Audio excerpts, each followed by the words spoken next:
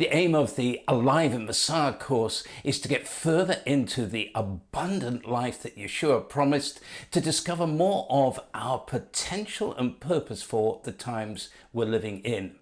And we're doing this by connecting through the Jewish roots of the Christian faith to the foundational promise God gave to Israel, that is pictured in the disused electric junction box the church disconnected itself from in its early centuries. And to see what this can then mean for us as we think about how for the first believers three things stood out. Beginning firstly with their deep sense of God's irrevocable calling of Israel to be a light to the nations. Then next, their grasp of how Yeshua had totally fulfilled the big if that God introduced his promise to Israel with, that they could be a kingdom of priests and a holy nation. And then thirdly, how this led to them daring to do what they could then do that they could not do before, through having received a new heart and a new spirit.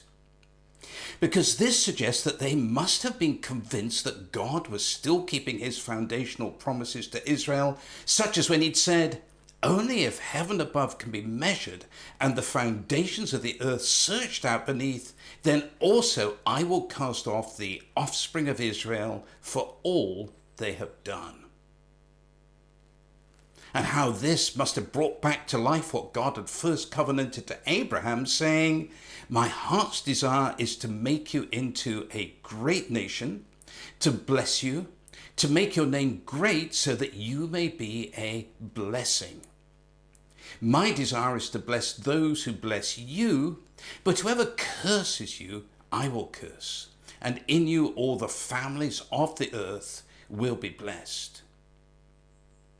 And then also bringing back to life the end-time prophecies through prophets like Isaiah and Zechariah and Amos that spoke of a great final restoration for Israel, such as, "In that day I will raise up David's fallen tabernacle. I will restore its breaches, raise up its ruins and rebuild it as in days of old, so they may possess the remnant of Edom and all the nations called by my name." It is a declaration of Adonai, the one who will do this. And this must have put into context what Yeshua had said right at the start of his public ministry, that the Spirit of the Lord is on me, because he has anointed me to proclaim good news to the poor.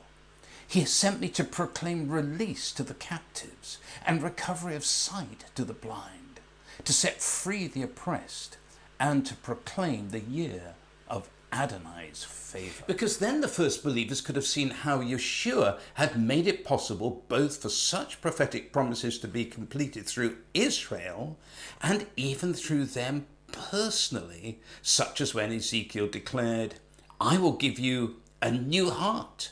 I will put a new spirit within you. I will remove the stony heart from your flesh and give you a heart of flesh." And which Yeshua reaffirmed in the way he started his letters to the 7 communities in Revelation 2-3 by referring back to God's foundational promise to Israel. To say that because of how he'd fulfilled the big if that God had prefaced it with, they were, in our words, loved with an everlasting love, freed from sin having the last word, and called to be part of a kingdom of priests through whom God would fulfill his purposes. Meaning that the long-promised new identity was for them as much as it had been for the first believers, to also give them a new heart and a new spirit with all the potential and purpose they needed for the situations they were facing, but clearly implying in the way he wrote to them so strongly that it was still their responsibility to live it out. And to get to how that then applies to us as well, it really does help if we understand it the way the first believers would have done through their Hebraic mindset. Because the word new in Hebrew, the word radash, had a double meaning. Speaking of both of something that previously did not exist, and also of something that did previously exist, but which had been refreshed as a new opportunity that now had to be taken, like for us with, for example, a new year. And this would certainly have given the first believers a head start for seeing how Messiah Yeshua had enabled them to have potential and purpose like never before, but was still all within Israel's continuity with its past.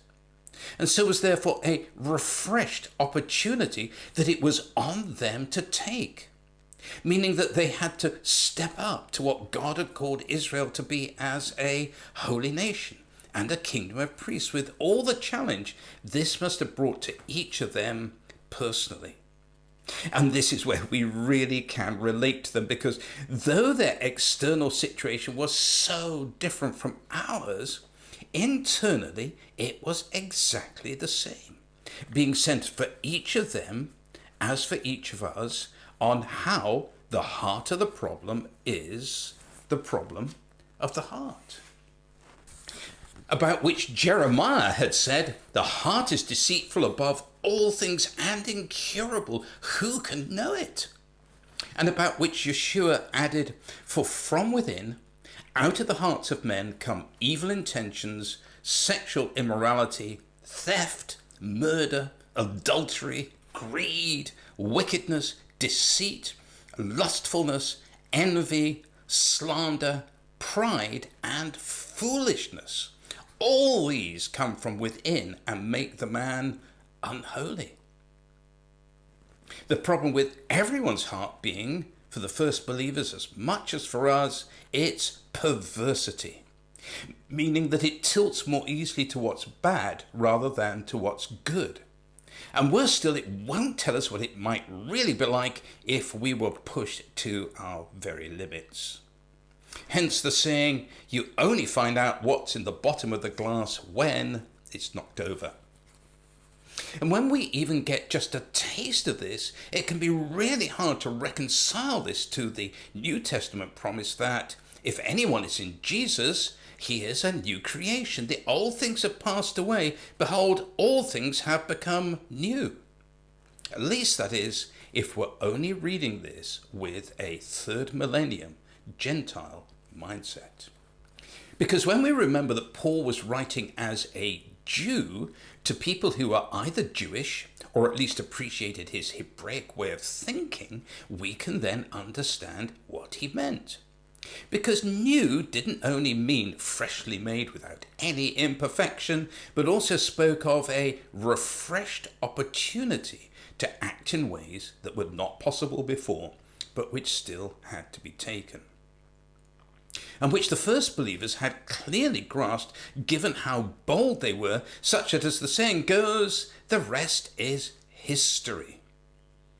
Though again, we do need to understand their perspective on this, because it was not just for them about making future history, but also about drawing from Israel's past history with all the parallels it offered. As Yeshua no longer being physically with them was just like how Moses had no longer been with their ancestors. And God's marching orders to his successor Joshua was most likely the sort of thing God was calling them to, as in, "Now arise, you and all these people, cross over this Jordan to the land that I am giving to the people of Israel."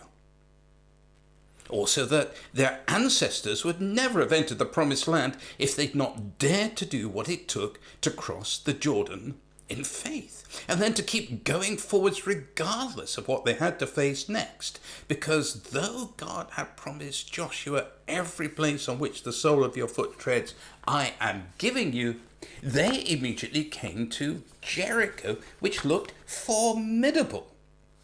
And had Joshua led them around Jericho looking for easier places to conquer first, they'd have never experienced what happened by obeying God's instruction to Be very strong and observe diligently the Torah.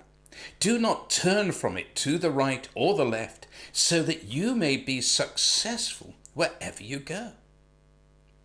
And of course, this led them to seeing the unimaginable happen before their eyes when the walls of Jericho collapsed. And this then encouraged them into further boldness, such that Joshua captured all those kings and their lands at a single stroke, because Adonai, God of Israel, fought for Israel. So the rich history of Israel's past was a vital resource for the first believers that enabled them to see how their situation was both new in the sense of never having existed before, but it was also a refreshed opportunity that it was up to them to take by stepping out to do what they had to do, knowing full well that it could involve having to face situations that would appear to be absolutely impossible. And whilst our situation is also new, we can draw from the story of the first believers as they drew from their ancestors' story to understand what it means for us to have a new heart and a new spirit. Because it identifies three specific connections we need to make through our Jewish roots to help us seize the opportunity of the times that we live in. First, that God's calling of Israel to be a light to the nations has never ever changed, and neither have his foundational promises that provide the empowering for this to happen.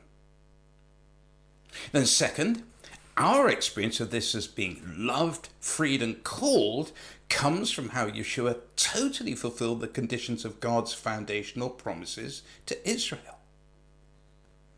And thirdly, the responsibility we now have to step up into the reality of our new heart and our new spirit so that God's purposes can be outworked through us in the times that we're in. And the need to make all three connections gets even clearer if we think of them as being like three legs of a stool. Because you can't stay seated for long on a stool with only one leg. In fact, even having two of the three legs is still not enough, as illustrated by the Pharisees, who had the Jewish roots and really did try their very, very best, but lacked the standing with God they could only have through Yeshua. And then also illustrated by those who in our time have right standing with God through Jesus, and who try their best to be what the New Testament tells them they are, but do not have the Jewish roots of the Christian faith. And then as well by those who have right standing with God through Yeshua and recognize their Jewish roots, but still stay centered on themselves rather than stepping up to do what they can now do. However, if we make all three connections, we can anticipate having far more of the abundant life that Yeshua promised and being far more used in the outworking of God's promises in these times that we are so privileged to be living in. So let's now pause and to think about these three questions. First of all, why were God's promises to Israel irrevocable? Then secondly, how did Yeshua fulfill the conditions of those promises? And thirdly, what's our part in the outworking of them today?